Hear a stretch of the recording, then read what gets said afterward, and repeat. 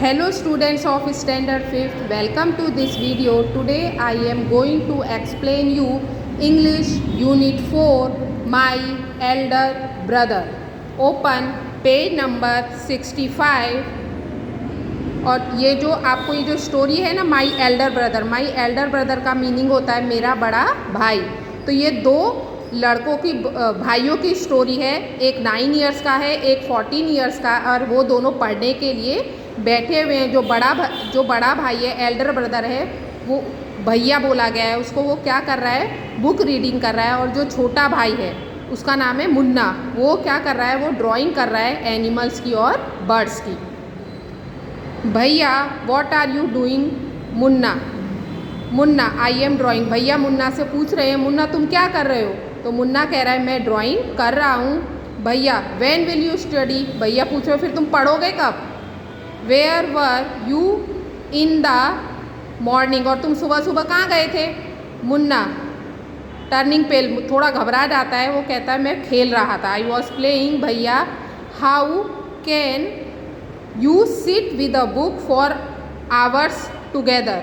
तो वो जो छोटा भैया होता है मुन्ना, वो बोलता है भैया आप इतने घंटों तक बुक के साथ कैसे बैठे रहते हो, कैसे पढ़ाई करते रहते हो आप?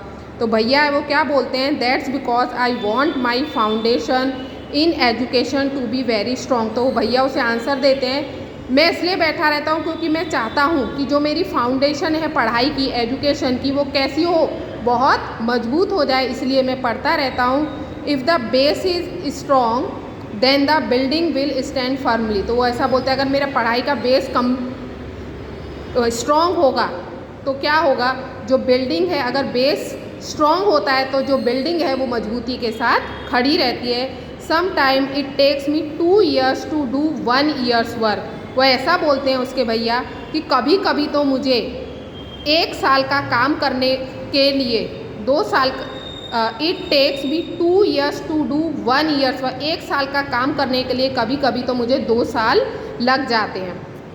मुन्ना भैया you are 5 years older than I am and 3 classes ahead of me.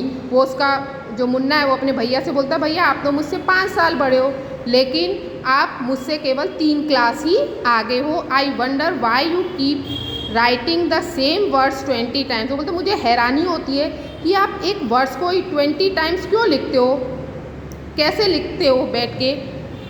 1 sentence more than 20 times and copy poem. आप एक सेंटेंस को 20 बार से भी ज़्यादा लिखते हो, और जो पोएम्स होती है उसको आप सेवरल टाइम्स यानी बहुत सारे टाइम्स ब्यूटीफुल लेटर्स में लिखते हो।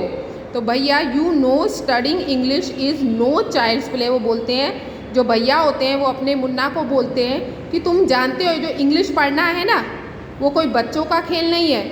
1 has to work very hard. उसके लिए हमें बहुत हार्ड मेहनत करनी पड़ेगी। In order to learn the सब। इस इंग्लिश ऑर्डर को पढ़ने के लिए, इंग्लिश को पढ़ने के लिए क्या करना पड़ता है, बहुत हार्ड वर्क करना पड़ता है।